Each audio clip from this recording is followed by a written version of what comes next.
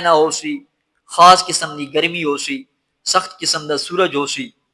ہر بندہ اپنے گناہاں دے مطابق پریشان ہو سی. آقا مولا صلی اللہ علیہ وسلم ترے بندے ایسے خوش نصیب ہو سن جڑے اللہ دے عرش دے سایہ دے تلے ہو سن، جنہاں کو اللہ دے عرش دا سایہ نصیب کی سی. عرض کی یا رسول اللہ صلی اللہ علیہ وسلم او کیرے کیرے خوش نصیب ہیں؟ میرے آقا مولا صلی اللہ علیہ وسلم فرمایا پہلا خوش نصیب بھی جڑا قیامت والے جاڑے اللہ دے عرش دے سایہ دے تلے ہو سی، من فرج عن مقروب امتی، بھی جیڑا بندہ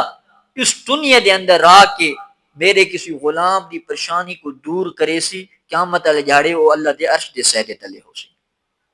اس دنیا دے اوتے، اس زمین دے اوتے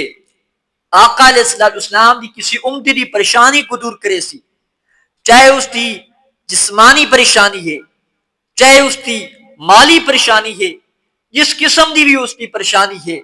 میرے آقا مولا صلی اللہ علیہ وسلم فرمایا چاہے وہ اپنے مال دے نال اس غلام دی، آقا علیہ السلام دی اس غریب غلام دی، اس غریب امتی دی پریشانی کو دور کرے سی، چاہے صدقات و خیرات دے نال اس کی پریشانی کو دور کرے سی، چاہے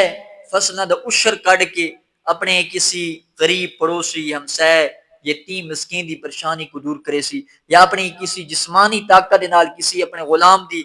کسی اپنے آقا علیہ السلام دی امتی دی پریشانی کو دور کرے سی. میرا آقا مولا صلی اللہ علیہ وسلم فرمایا بھئی اے پہلا خوش نصیب بندہ ہے جڑا قیامت والے جاڑے اللہ دی عرش دے سایہ. عرض کی یا رسول اللہ صلی اللہ علیہ وسلم دوسرا کیڑا خوش نصیب بندہ ہے جڑا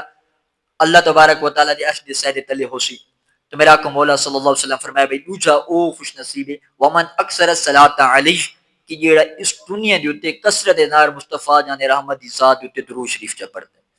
جڑے اس دنیا دے اوتے رہ کے آقا علیہ السلام کو یاد کریندا رہندا ہے، صرف نام دے نعرے نہیں مریندا رہندا زبان دے نال، بلکہ کہ مصطفیٰ جان رحمت دی ذات دے اوتے مولا صلی اللہ علیہ وسلم فرمایا بھئی تیجا خوش نصیب او بندہ ہے ومن احیا سنتی، کہ جڑا اس دنیا دے اوتے میری کسی سنت کو آباد رکھینا ہے، میری کسی سنت کو زندہ رکھینا ہے، میری کسی سنت دے اوتے عمل کریندا رہندا ہے، قیامت والے میرا آقا فرمایا بھی او بھی اللہ دی رحمت دے سایہ دے تلے ہو سی.